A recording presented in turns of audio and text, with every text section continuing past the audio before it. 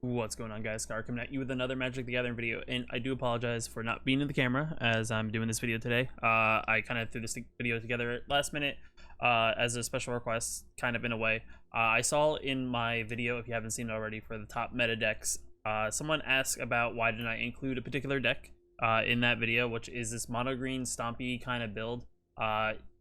At that recording, it was kind of like a deck that was kind of on, I guess, the upcoming at the time of recording, because I use a list that's, I guess, always progressively updating depending on how many decks of that type people are playing, how successful it is. It kind of updates every day, so at the time I recorded it, from what I recorded, it was going off of data that was from a day or two prior to the video being put together and uploaded onto YouTube. So this was a deck that's actually starting to make its way being played in the meta. So if you haven't seen it already, it's pretty much just like the typical mono green Stompy build. Nothing really too crazy with the deck overall. It just plays a lot of green big things that, you know, if your opponent doesn't deal with them, it overall just overwhelms your opponent to the point that you can just smash them in the face.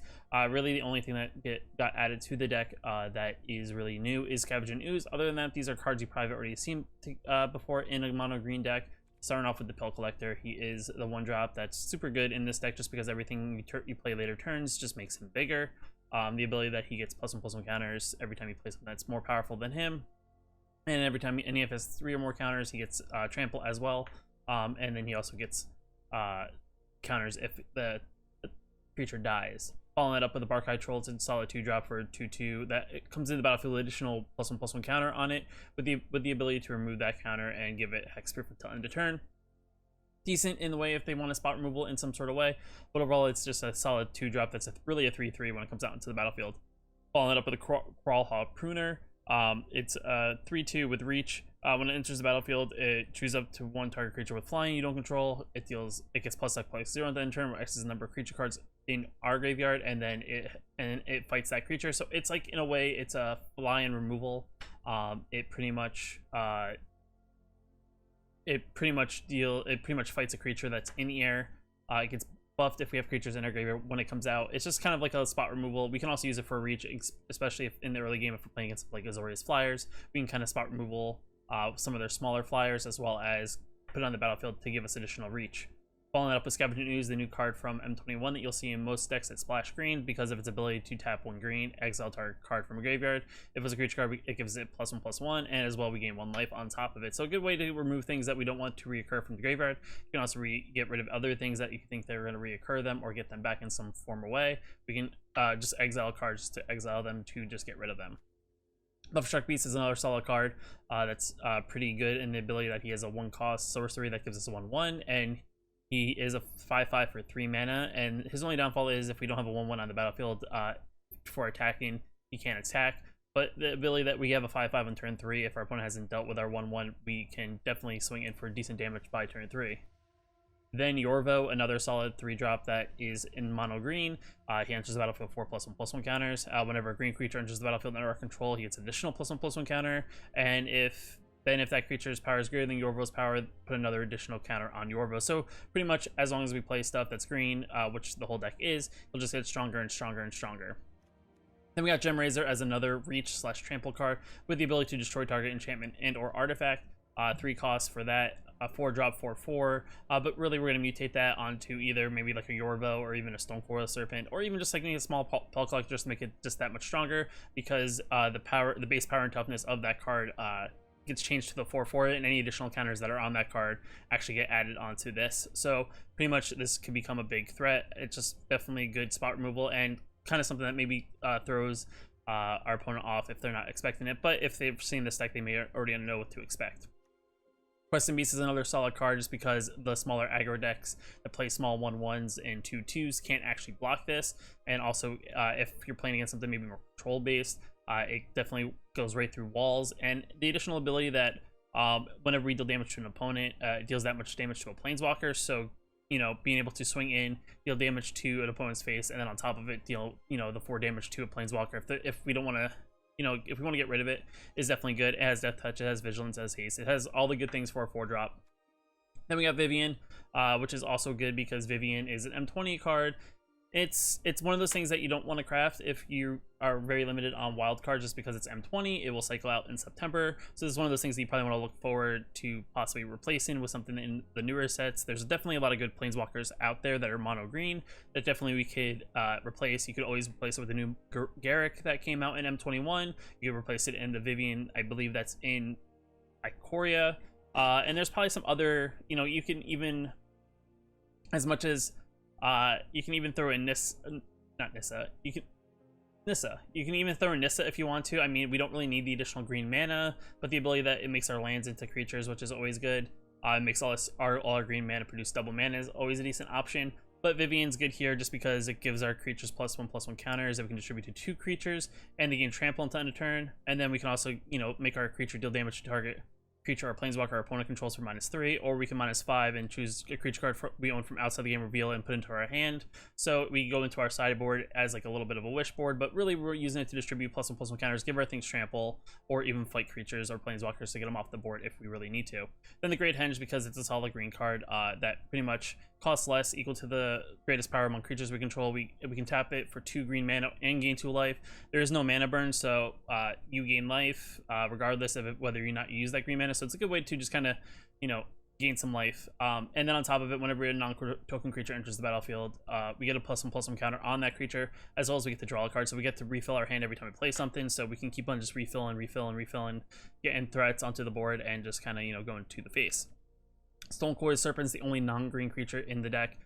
It's a solid card just on the basis that it has protection from multicolor, so all the Teferis and stuff like that that can target it, can't target it, has reach, has trample, and then we can pay whatever we want to pay for to play it. So plus that with Castle Garenberg, you can definitely play for at least 6, if not bigger, by turn 4 or turn 5. And then we have 4 castles and 20 forests just to produce a lot of mana. And then into the sideboard, in case you're into that, we have some Primal Mites in case you want to play best of 3. Another Great Henge, Shifting Ceratops. I don't know why I'm stuttering, but Ceratops. I don't know why I'm trying to say Cyteratops. If you want to get that for playing against something blue, you can also get more Gem Razors, another couple more Vivians if you want, and then Ram Through to finish it all out. And that is pretty much a deck. Let's dive into some games. I'm not going to do too many edits, so we're just going to kind of play some ranked, kind of see how we do. Overall, the deck plays pretty well. If we get off to a pretty solid curve, we can definitely do well. I also didn't really rank up last month, so I'm back down to like silver, so I have to really step up my game. So we're gonna keep this. We have a decent curve. We'll say hello. They are rocking Ugin sleeves. Alright. That's fine. So probably playing Bant Ramp, I'm gonna assume, in a way. Well, we might as well put this out on the battlefields. I just realized I probably could have done that differently. No attacks, because it doesn't really matter. I could have played Scavenge and Ooze, allowing me to pump this up the following turn with the Barkhide Troll. Alright, they're really rampant here. Yep.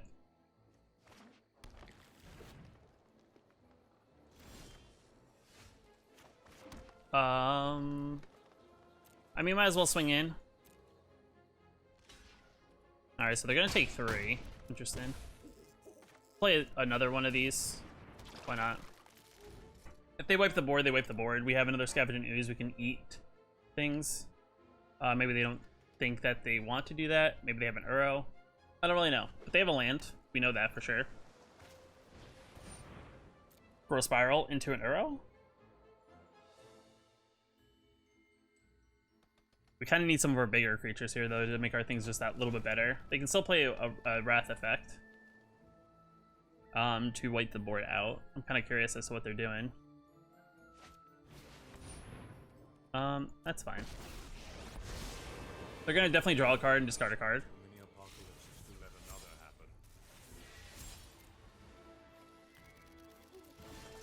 Interesting.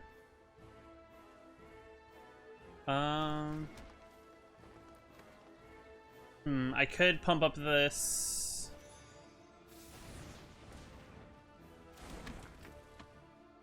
Yeah, I think we just pump up this and make our Pell Collector bigger. If they want to remove it, that's fine.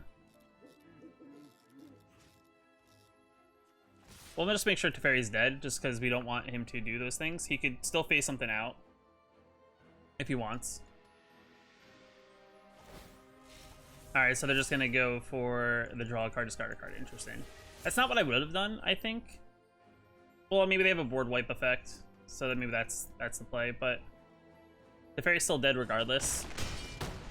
So I guess that's good that they didn't actually let their Grazer die. They do have 6 mana. They could play the 7th. I don't know if that gets them to Ugin. Alright, we draw a card. That's actually not terrible. Oh, sorry. Rip ears. I always forget that Day of Judgment, the Wrath effect, is super duper loud.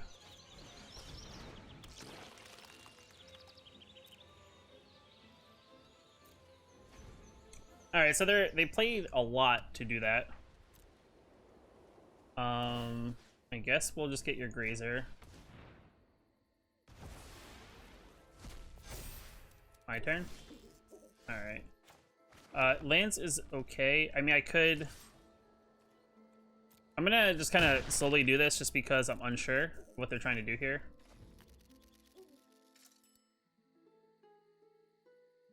Also, I really want to remove this just in case they have stuff. Interesting.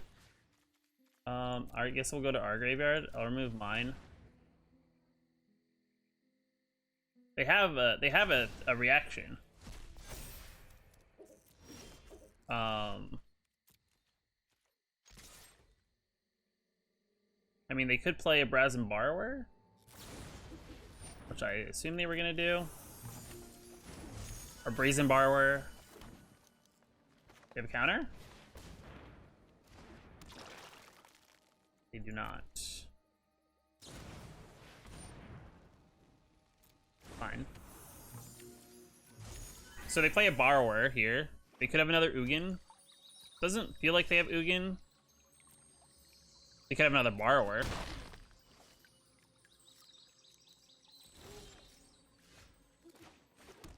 I have a lot of land.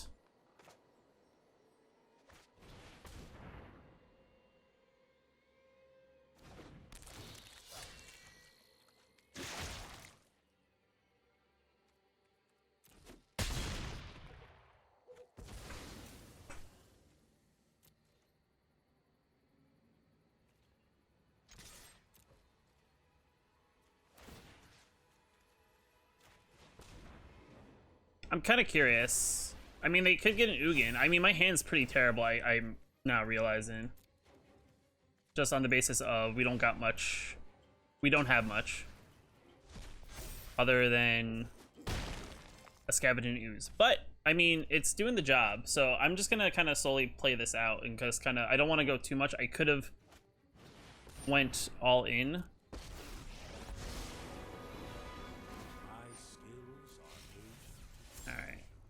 So we need something here. Maybe they got their Ugin. Need something big, like a Quest and Beast would be really good. It's fine.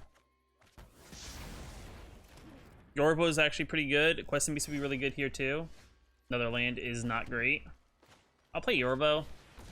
Just because I gotta play threats, make them think about minus in it. They could still draw a card, discard a card. I can't do anything about him on this turn. Alright, they have 1 card. I'm very surprised they just haven't gotten Ugin. The amount of cards they've drawn. Though, I would say, now looking at it, I could have, if I knew they were gonna play Uro, I could have definitely gotten rid of stuff in their graveyard. Played more graveyard aggressive. That's why Scavenging Ooze is so good. He can target the graveyard to get rid of Uros. Interesting. They still go for the draw a card and discard a card. I guess on their turn doesn't really matter. Uros probably the play.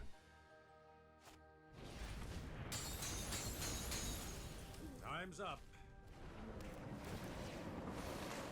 The only thing is that they're in a good position though to refill their hand up and kind of play things. And we've just been drawing a lot of land.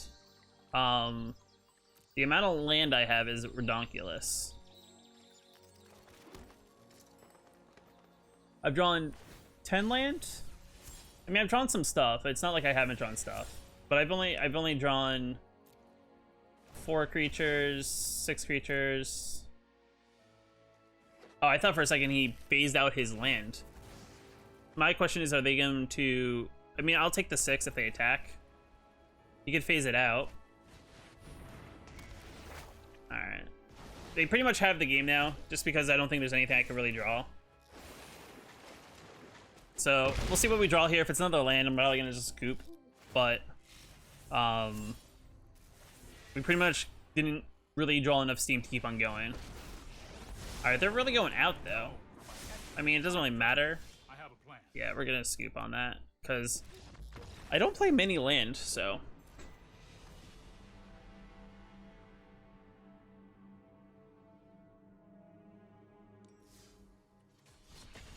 We just got flooded on that last game, which is unfortunate.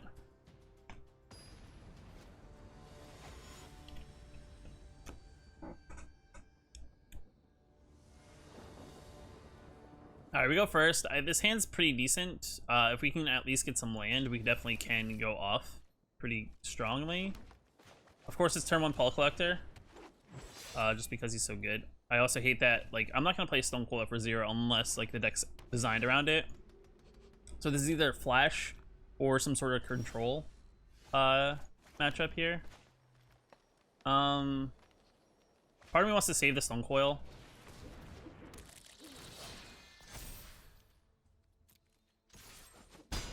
Just on the basis of I could play it as a card to kind of pump up that much further. There we go. Go ahead and Glass Casket, it's fine. That's not good in this situation. I really wish I would have drawn some threats, because being land... See, now we're not getting any lands. If I can get some lands, though, you know, we're in business. This also prevents them from killing it with a multicolored spell, so there's that. They can only Kaya that. Interesting. I mean... I might as well just Stone Coil, I guess, to just get threats. Yeah, it kind of sucks getting mana screwed. To be on the play and be behind is kind of bad. They can't Oath. They can't actually Teferi this. So yeah, you can't target either Stone Coil because they're protection from multicolor. There we go. Which we'll do here. We'll go into there. It's fine. I'll take 2. But to get their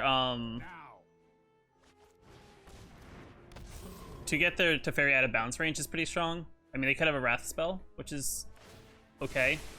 This might be a bad idea. All right, they're gonna. Okay, so they don't have a Wrath spell that they're gonna play on our turn. It's fine. Got a land. If we draw, yeah. We just gotta go for it. Questing Beast. All right. To your face. And bye Teferi. All right, so they gotta wipe the board. Because we can definitely give our Vivians. That's fine. Oof. Why does it gotta be so loud?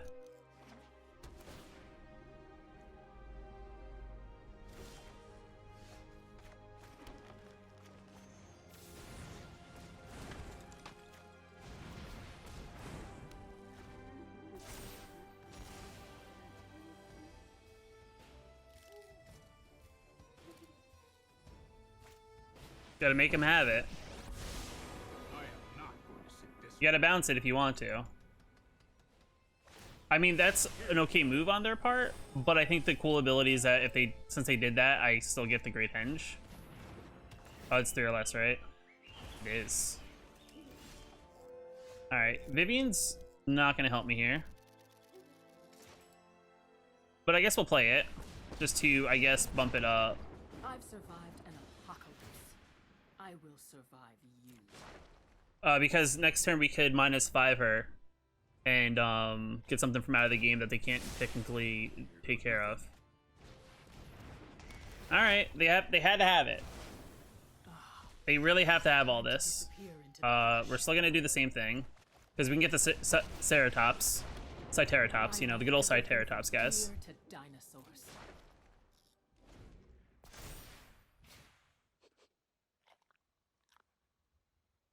Do they realize what I may have though? No, I am not making this up as I go.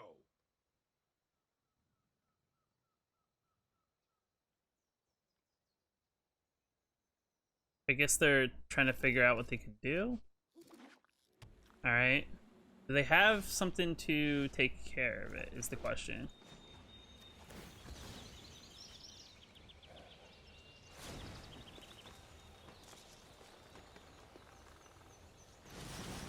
Arkbow, bring me an ally.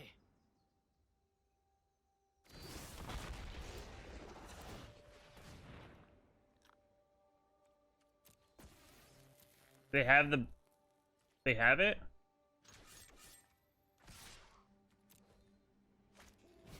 They had to have it. Wow. All the land. All of the land there, though. You show remorse, I'll show restraint. I honestly feel like it was a waste of it. I've got it. Alright, so they got a Kaya's Wrath. Another Kaya's Wrath to hit us for 3. Interesting. I'm gonna assume they're going for an Ugin. Would be my only assumption here. Now, hopefully we just don't have the Great Flood. Doom Foretold. Alright, I don't have anything. Start my forest.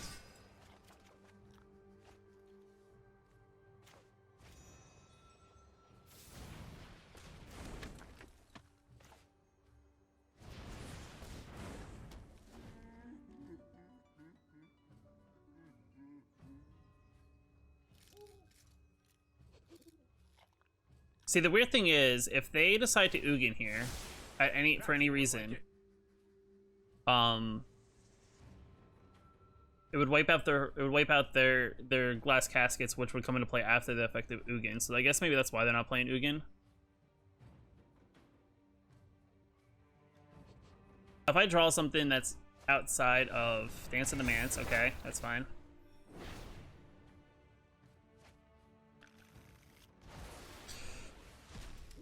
Definitely getting a lot of control here. No blocks.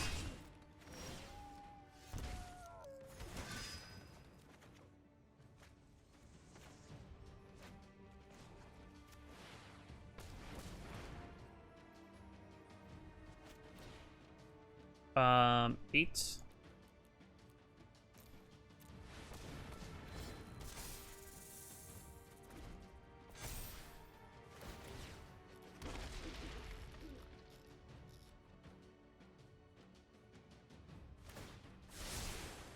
I've done the hero thing before.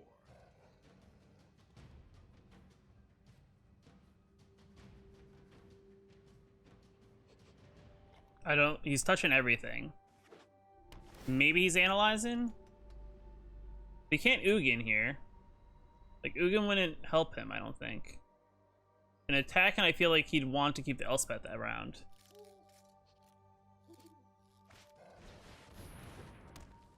Alright, he had to have it. I don't know what the thought was, though. Unless he's trying to do something now. Like, I don't know. I'm pretty much dead. I'm just gonna give up, because he got the control aspect in.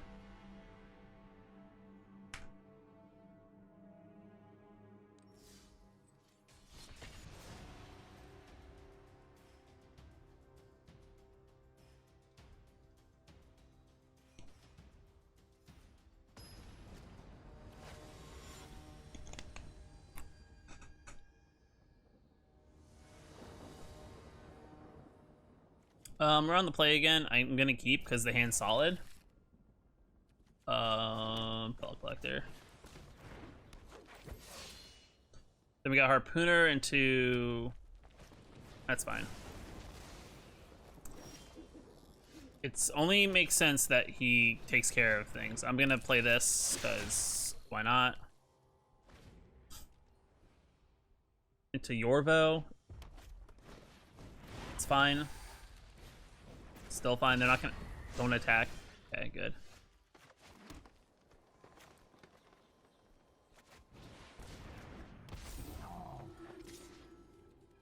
I mean, they could block or take 3. Interesting. Steamkin's fine. They're just playing the classic the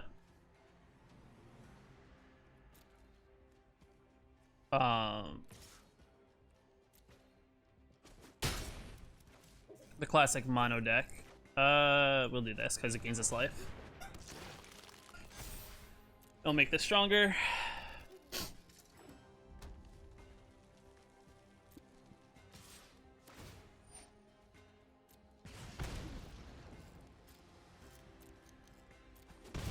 Sure.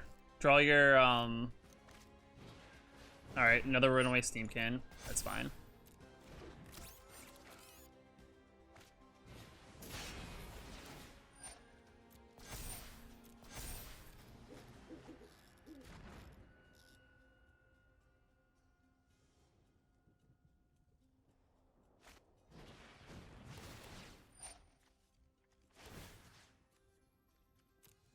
We'll gain a life.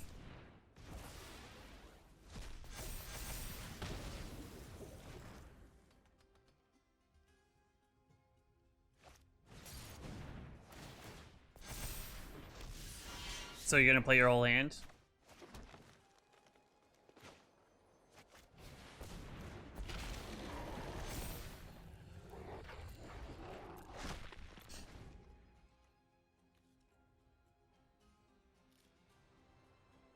I mean, if they get Embercleave, I mean, they have the luckiest draw ever.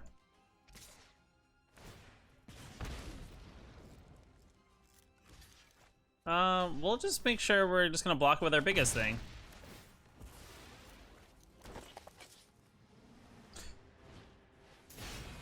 I mean, they're really just looking for their card, which they can burn one of our things. They can double. Okay, they're gonna go all out and make sure we get rid of Western Beast. Interesting. I feel like that hurts them in a way. But, I mean, it's smart. Also, they could have played all of that. Oops. They probably could have done it completely backwards. Could have burned only one card and then dealt damage to my face.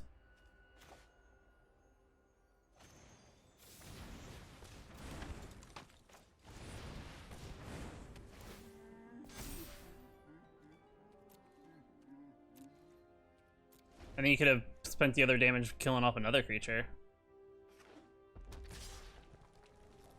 Interesting. So they gotta land. They can't pump anything. Also, why'd you attack with Torbrand?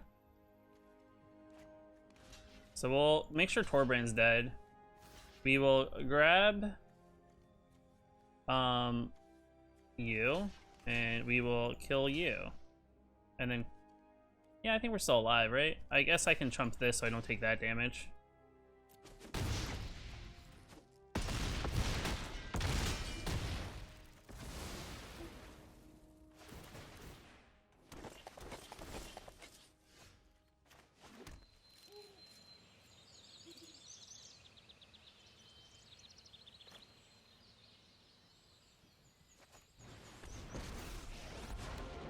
What is this, 12? Vengeance, and I'm coming for you next. Feels bad. I honestly think they should have just kept Torbrand back. That would have been smarter on their end. The downfall is when you play, I guess, you just swing in, and I guess him just dropping his hand was like, this is just gonna work. But clearly that didn't work for him there. And that's the one benefit too, I think, of this like mono green deck. It gets like big and stompy, so when you're playing against another aggressive deck that plays a lot of smaller things, If they can't get things much wider than you, you can just kind of eat them with your bigger creatures. The one thing I'm now looking at this, I'm wondering if I should play the guy who's on the loading screen. I don't have any in the deck, but I could see him being decent against other aggressive matchups and maybe make this deck more mid-rangey. We're on the play again. I guess we'll keep. It seems solid. We can play turn 1 Love Struck token into turn 2 Harpooner. Are they on the mulligan? Interesting. Interesting. My other thing is, what is your opinion on no sleeves? I mean, I guess they're not provided for everybody, and if you're free to play, I guess you don't play with any sleeves. Interesting, we're playing the same deck. Awesome. Who's?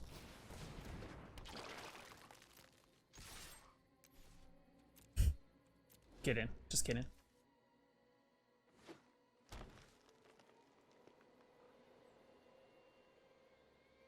Alright, so they don't probably play Scavenger News because they're kind of curious as to what I do with it.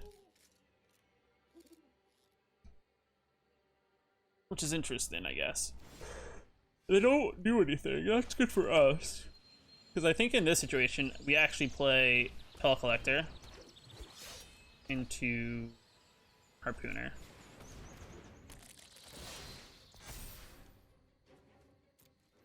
I think I'm just going to swing it for 2. Maybe they have a pump spell. You know what, risk it for the biscuit, you know? Alright, they don't play any pumps. So now they're gonna play their Love Struck Beasts, which is fine, which we can play ours following that.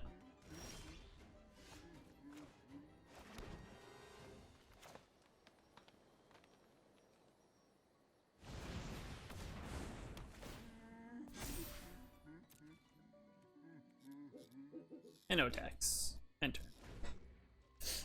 I need 1 more mana. I can castle Garenberg and make this a 6/6 Stonecoil. A gate would be really good.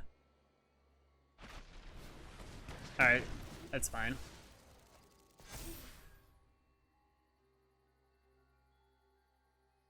So what I'm gonna do here is I'm probably gonna Gem Razor on top of the Pellet Collector, so he gets even bigger.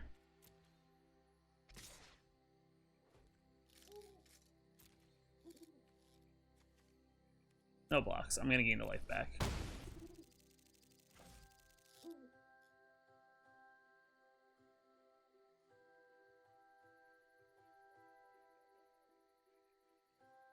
I feel like they're in a weird position. They gotta play, but it's like, do they want to do it is the question. Maybe they wanted to see if I was gonna block? Alright, well I'm gonna Scavenge and Ooze my Love Struck Beast, because I can't get anything back from the graveyard. Let's make our ooze a little bit bigger, gain some life.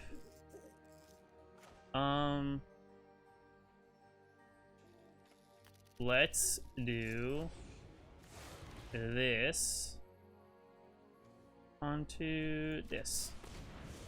Over.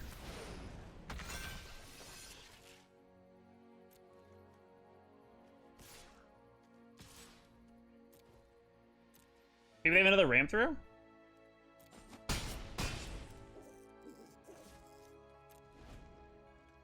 I don't know.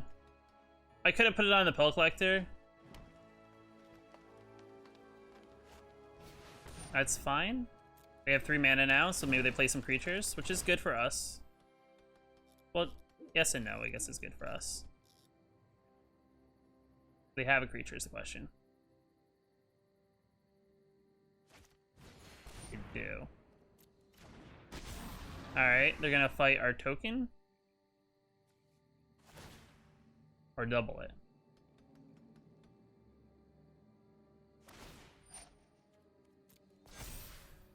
Who are we fighting? It's a 4/5, got it.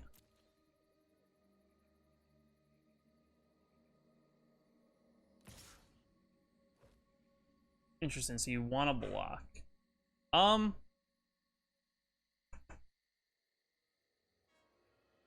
Nah. I mean, I'll just chump, because I don't have a Love Strike Beast out, so might as well. Well, instead of taking the 5, might as well, you know, chump.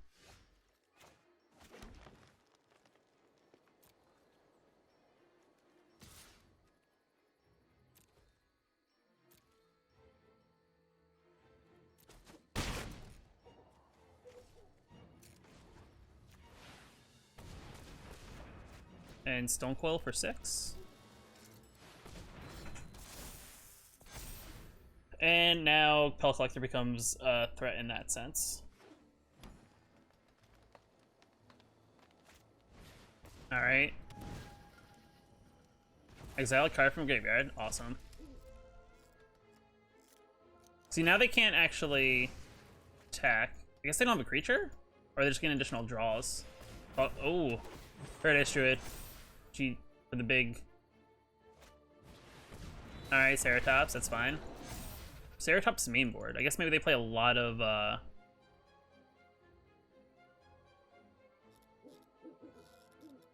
blue. Another Castle Garenberg. Interesting. I mean, I guess I'll just play another Ooze.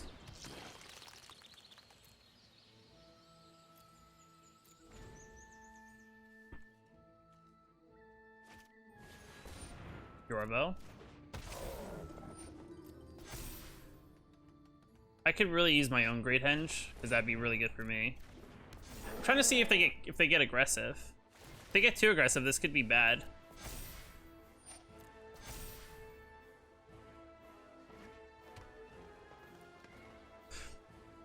And I mean, is there a part where, like, if I should have, you know.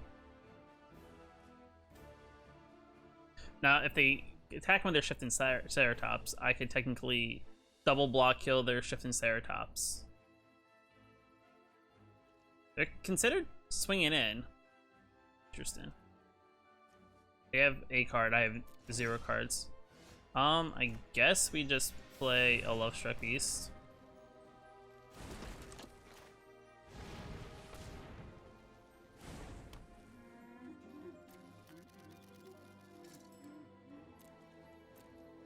I mean, that's really the only difference here, is that the fact that he has a Great Henge out and I don't is the reason why he's ahead. Because I have the mana to make big things. So he's going to play something large? Interesting. Alright, there we go. There's mine. Maybe he has his own Ceratops? Maybe he has his own Gem Razor and he was just waiting for me to get mine. That's interesting.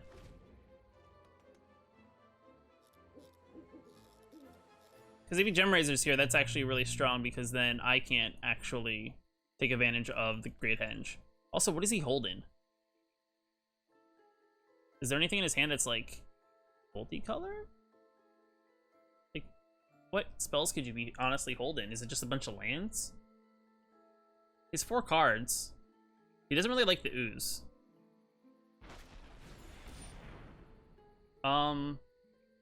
Yeah, it's fine. Because I'll get the effect of 2 cards.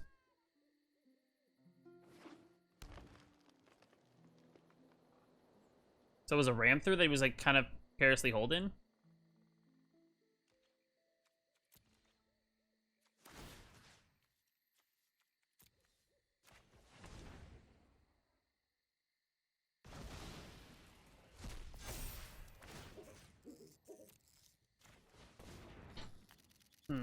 Hopefully we don't draw a land. Well, my luck, I'll probably draw a land though. Gem Razor's strong. But it's, I don't think I get the trigger whenever a non-token creature enters the battlefield. So this doesn't count as an enter the battlefield, but it does count as, I think getting rid of their Great Henge is probably stronger here, because I can get rid of their Great Henge. I guess that doesn't them over though, even though I think their board was stronger. I guess the ability that they can't gain life hurt them. All right, guys. So in closing, I mean, the games went kind of 50-50. I mean, we had a pretty decent showing against the red deck. We had a pretty decent play against the mono green mirror matchup in a way. I think they played a slightly different version, though. I think in the games where we played control, we kind of lost our steam and just kind of drew into a lot of lands. So it's kind of hard to say exactly if it's good against those control-y kind of decks that kind of slow us down. Let me know in the comments below what you think of the mono green Stompy style deck. I do appreciate you guys watching the video. If you want to leave a comment down below about anything else Magic the Gathering, let me know. I'll try my best to answer it. But until then, guys, like the video if you like it. If you want to know when I post more videos, hit that subscribe button. I will catch you in the next video.